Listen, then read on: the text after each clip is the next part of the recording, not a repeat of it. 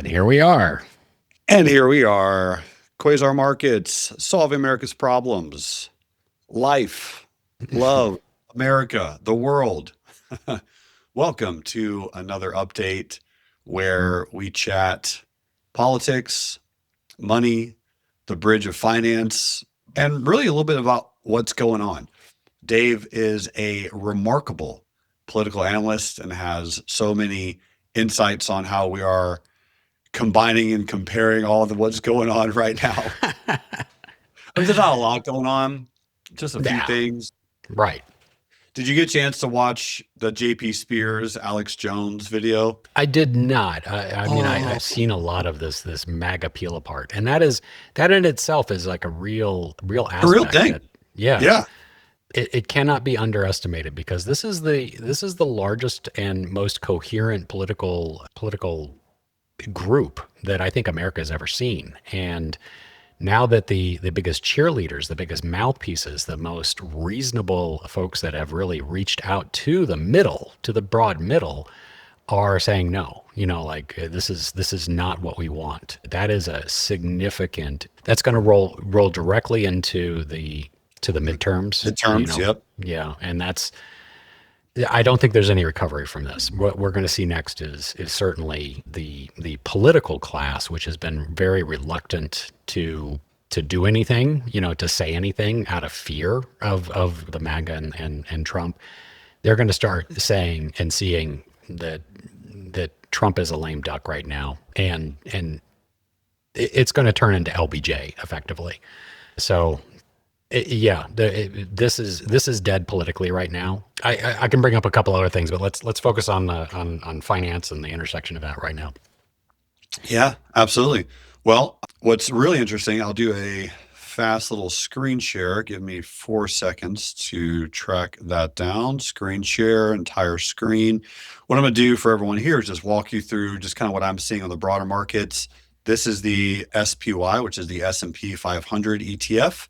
The barometer, if you will, for the U.S. markets and just kind of where we're at. And what we had is we definitely had a really, really massive, kind of strange, huge move overnight after Trump did the whole, things are fine, we're good. I'm not going to bomb the civilization and wipe out everyone off the face of the earth, quote and comment. Yeah. And then there was some flip-flopping back and forth again over the weekend, but really as of this point, it didn't affect the markets all that much. My general take at this point is best case, we get some type of pullback into here. What causes that pullback? Again, probably an Iran, Trump, JD Vance, some or another flip-flopping back and forth conversation. But as it stands, and this is kind of a remarkable statement for sure, but it does ironically feel like to me that we're holding up well. And that's our bet, right? Our bet from last Monday was, I was like, nope, lower lows, and you were like, nope, the bottom is in. So I believe you have won this real silver dollar. I mean, we could double down. We could double down. I would like to double down. Yes, double down. Two glorious silver dollars. Next Monday we will be at lower lows. How about that? Yep. I mean, it would make sense. I'll put it that way, Dave, like with everything that's going on, just from a macro standpoint, because again, gas/diesel is still incredibly high. That's going to impact the economy. Right. I could see why it should happen. And looking at the charts, which is just kind of always my thing, I don't think it's going to. And I'm actually kind of blown away. I really am. I don't know why. Right, like why are we going so much higher? But when I'm looking at the chart, the price action saying, yeah, dude, but we're going to go higher, and it is kind of remarkable to me. What's the saying? The market can remain more irrational than you can remain solvent, right? Exactly right. Yep. Listening to some of the analysts over the weekend and the economic analysts, I thought was really interesting. I said, when you look at the market through the lens, and you're going to have to translate this a little for me because they were using words I wasn't really sure. And when you look at the market through the lens of price, right? Like, yeah, it looks like everything's absolutely crazy, right? Like these are numbers that are highest highs, and return on investment doesn't make any sense, and on and on and on. Like these kind of multiples aren't something that is sustainable in any market. Said, however, if you put the prices over free cash flow, things are actually far more reasonable. And if you are looking through that lens, then like it isn't the multiples on the price of the stock. It's really the multiples on what these companies are generating in free cash. Can you tell me what that means? Does that make sense? Yeah. So essentially, what's happening right now is people are using the big economic number that people have used for decades is PE ratios, Yeah. price to earnings. And the companies are right now kind of across the board spending more money so that their earnings are decreasing. So Google, Meta, Apple, right? These companies now pay dividends. Right. And they're spending a bunch of money on CapEx. CapEx meaning capital expenditures on data centers, on new purchases, on acquiring new companies. And they are firing employees, right? Microsoft is firing employees, Costco, Meta, I mean, Google, other large companies, they are having layoffs. Mm-hmm. However, with the implementation of AI, with the implementation of new software technologies, they're making more money. So the free cash flow is simply saying that these companies are still being, and they are more profitable than ever right now. Yeah. So if I pull up, let's just go look at Meta because Meta had a massive jump. And if we just zoom out really quick, so this is one of the larger players out there, obviously. Meta overall, since let's just say October, had a 34% decline. I mean, that's a big number, Right. 34%. However, their earnings and their revenue and their free cash flow has continued to increase. So they thought that they were only going to do 58 billion in quarter four. They did 59.8 billion. So they surprised by $1 billion. Oh my God. Yeah, just quarter four. And now earnings is around the corner on most stocks. So we're going to come into earnings season in late April. Let's go look at Amazon, right? Amazon, same thing. We're actually almost back at all-time highs. The highest price on Amazon presently in human history is 258 and some change. Let's call it 258.60. We're at 236. So Amazon had a big pullback. People were kind of freaking out and worrying. But again, this is a company that can be impacted by oil prices, by diesel prices, by the strain that's happening on the economy. But guess what's happening? People are still ordering everything off of Amazon and everything is offered on Amazon. So that stock is going higher. Google. Google had a 21% pullback, highest price in human history, 348. We're already back at 319. Mm. We had a huge rally. I mean, this is a massive move, 16% up on Google.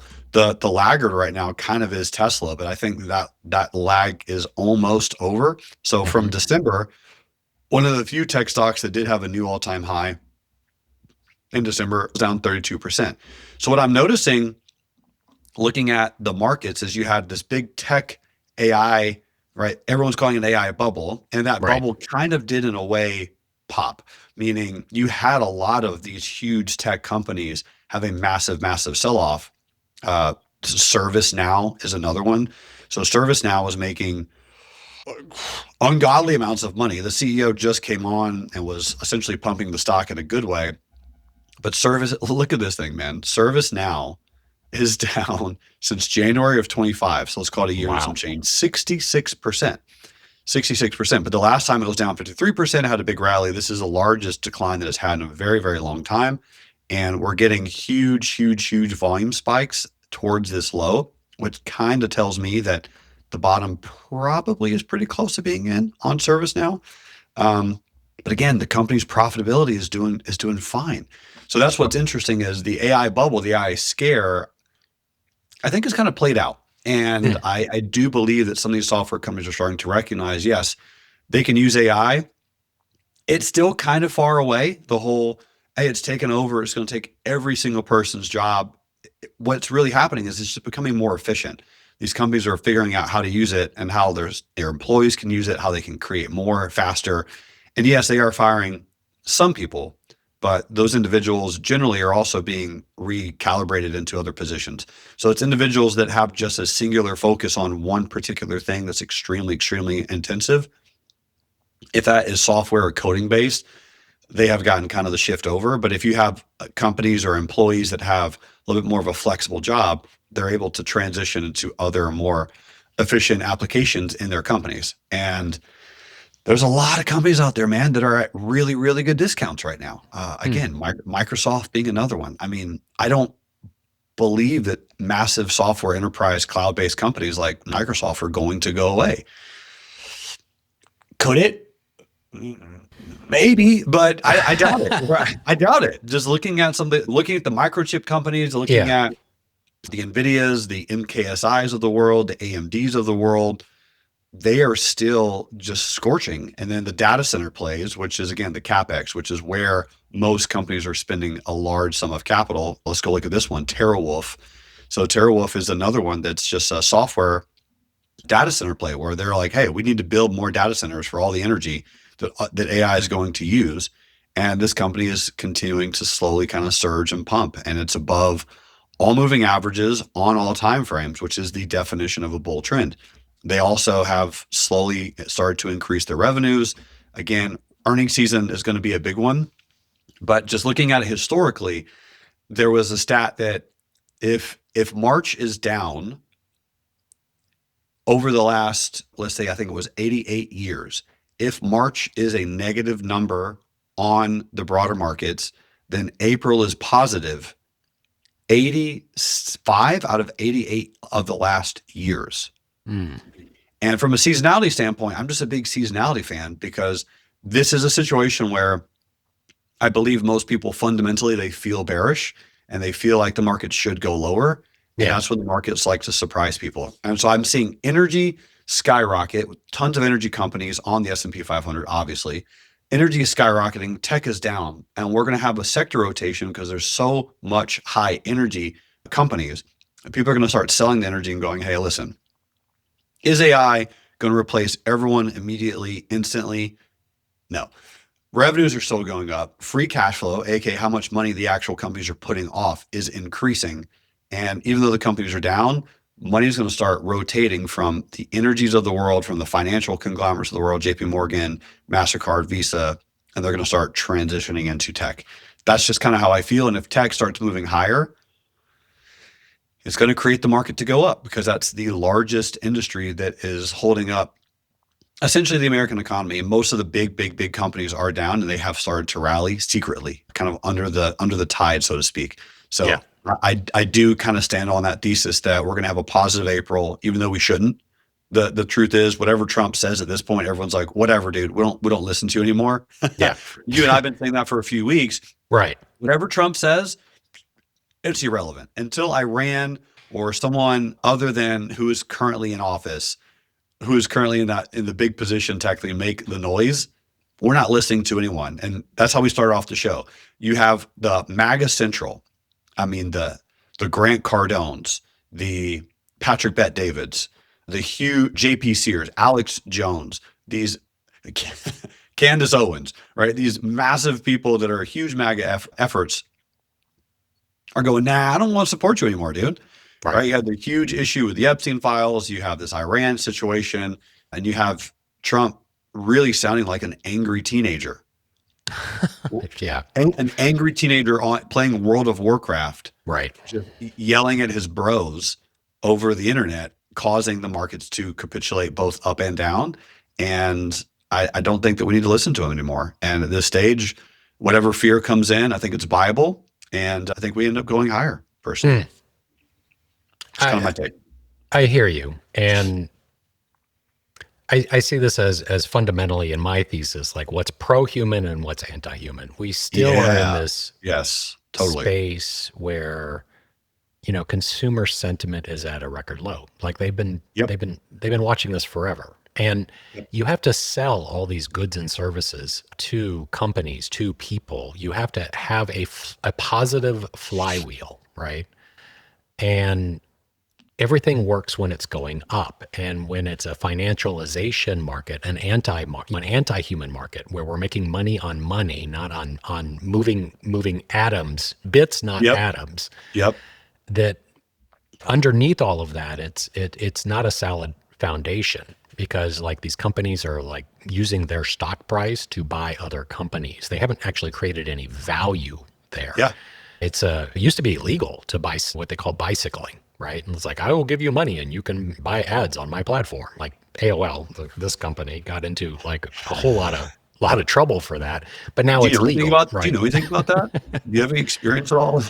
Or like a company buying back its own stock. Like there's fundamentally no underpinning value underneath that. And Yeah. so I worry about these anti-human policies, and like that will catch up. Like for instance, on the political side, by far we have the most anti-human policy agenda in my memory, and that's what's going on right now. We they're looking to restore the Department of Homeland Security funding. We've seen how that immigration enforcement's gone.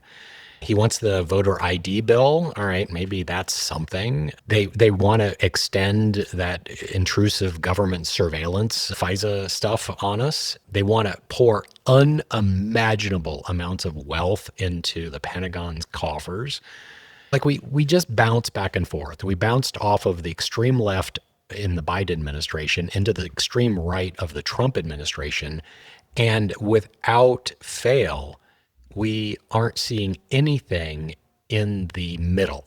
We are not supporting anything or anyone in the middle. And that is the middle that got Trump elected. And so that is the middle of the Tuckers and as much as the left won't admit it, like these are the reasonable voices. When Cenk Uygur and Tucker Carlson agree on more than anything else, like that's that middle, that's the Joe Rogans that are talking to real people. And so that flywheel of pro-human isn't happening. And Oh, that's wow.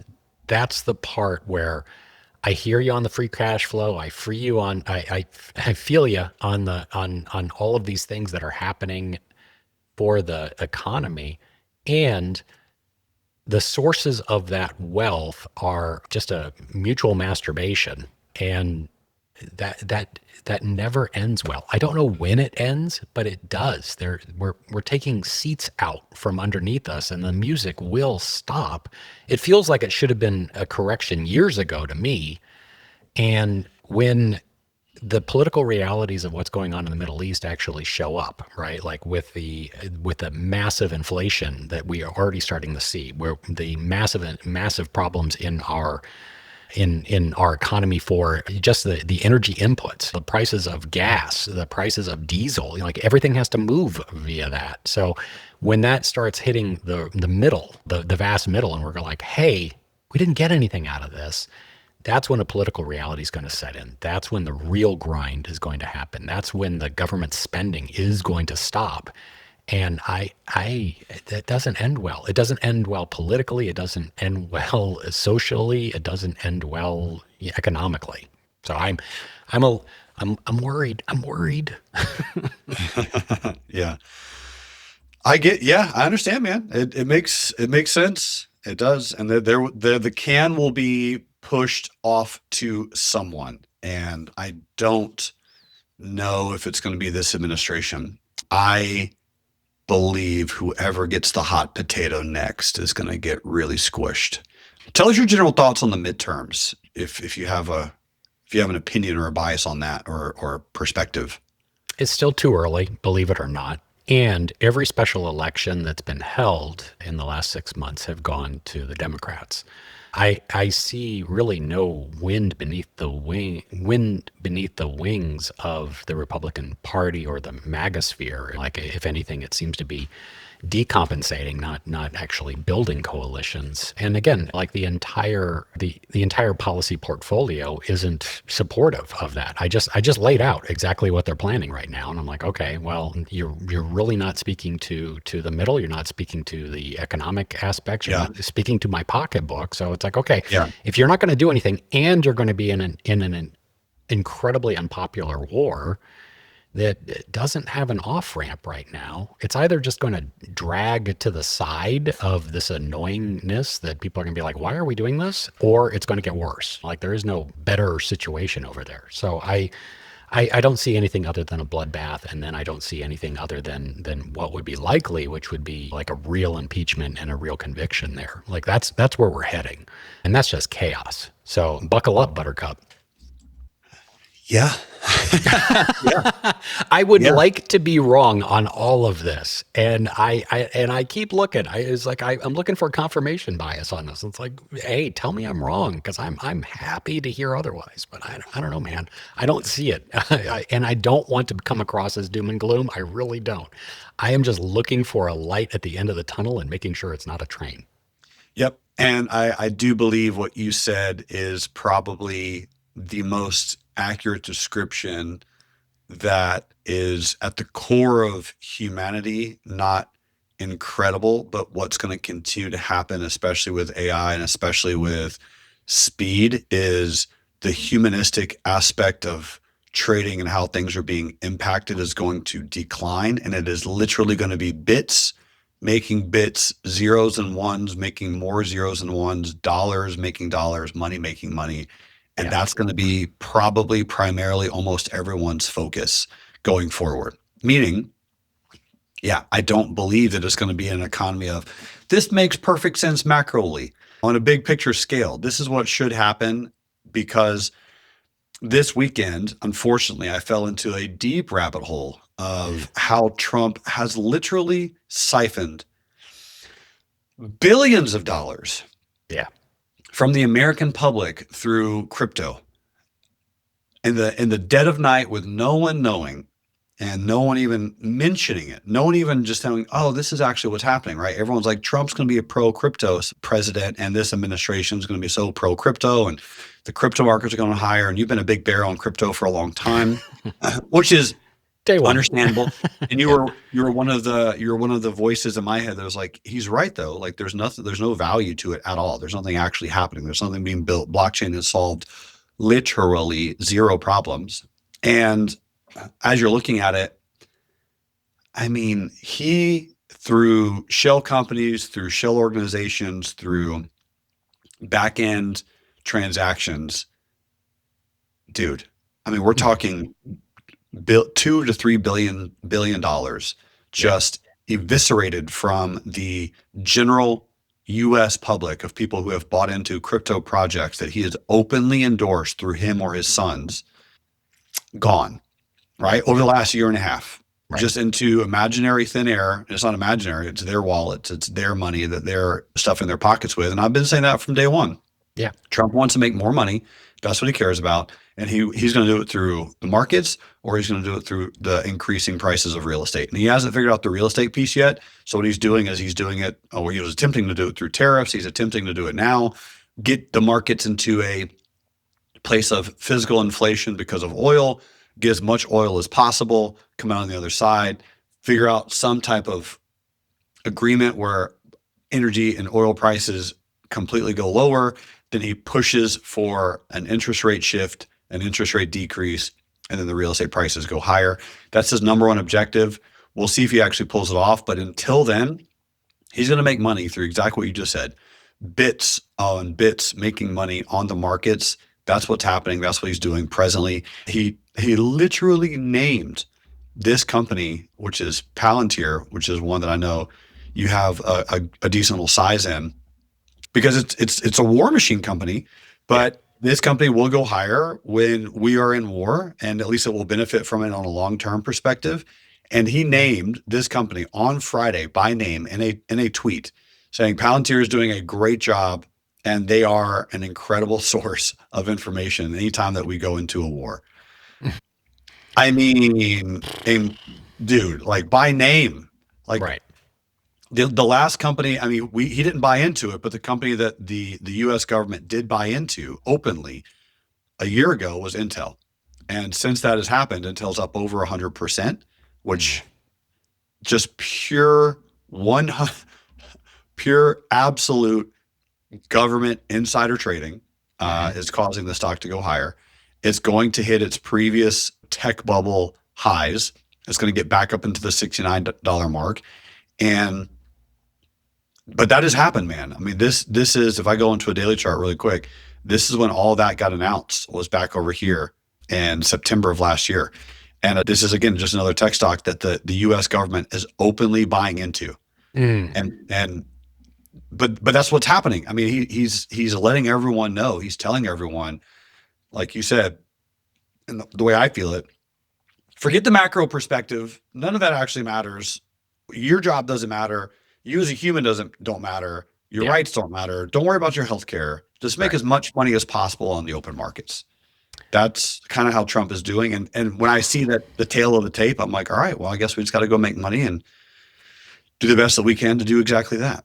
Yeah, that is where the energy is. That's where the energy is politically, and so we have to follow along on that. It's not going to change until we demanded that it change, or things get way weirder. I think UK is a bit of a model for this. They've bounced back and forth between left and right and left and right, and that's left a lot of political angst, and it's caused the beginning of some real violence and also some real crackdown. And so both of those things haven't seen a relief valve yet. Yep. So Agreed. eek. Well, Yep. on that good news. Yeah. Well, you also posted in the update, Goldman Sachs. Goldman Sachs came in, surprise, beat earnings. So they estimated that they're going to do 17 billion. They did 17.2. Again, one of the bigger financial institutions that is absolutely, I mean, I shouldn't use the word commingling, but is very much in tune with the administration, and they're very, very secure on what's happening, what's going on. This is a chart of Goldman Sachs. Quietly, it's up $878 a share. I mean, when Wow. Trump first took office in 2016, right, Goldman Sachs was at $150 a share. So we're talking over the last 8 years, Goldman Sachs, one of the largest financial institutions in the world, the one that is very, very close to this administration, is up 387%. I mean, the reason I'm showing that is because that's what's happening, guys. Like, Yeah. we can either fight it or we can go, Mm. it's just the administration. That's just what they're doing. They want to make as much money as possible, figure out a way to get on board. And that is my thesis for overall markets continue to go higher, even though we don't want it to, even though we don't feel like it should. And there will be a hot potato moment with the national debt, with all the unfunded liabilities that we literally can't afford or pay for. You have to sweep all that under the rug somehow and look at the big, big, big picture and go, Yeah. yeah, we're just going to keep going. Okay. Well, fantastic. Fantastic. Well, that's your Monday morning quarterbacking from Jeremy and Dave here at Solving America's Problems and our crossover with Quasar Markets. Any other final messages for the week ahead for our listeners and viewers? Well, we're going to continue to have some really great discussions on people on the ground in the workforce right now that are implementing both AI and understanding the implications of it, to talk continually about the deal that they have been given early on, right? The go to school, get a good degree, go to college, make a bunch of money, work until you're 75 years old and then retire. We're going to continue to talk to those people to figure out how that's shifting and what they see that we can all do as either A, citizens of this country, or B, people that are participating with citizens of this country in the entrepreneurial realm, in the business realm, because that's how you do research. That's why I want to give the shout out to all of our listeners. That's why we're doing this, is because the way you make asymmetric returns in life is doing the amount of research that is equivalent to creating a good foundational underlying theme and message of what everyone is feeling, who is being impacted, how they're being impacted, how they feel about certain policies, shifts, updates, or changes. When you really dive into the weeds of everything, you want to learn from the people that are actually moving the needle, the small business here in the US, the people that are actually creating and updating the opportunities that are shifting because of AI, learning what they're doing, learning how they're doing it, and stepping into the flow. That's what we're going to continue to do. We have some incredible guests coming up on Solving America's Problems. If you're listening to that, thank you so much for being a listener. And we're going to continue to put in great value, great charts, great analysis, great perspectives. And we really appreciate all of your time and energy.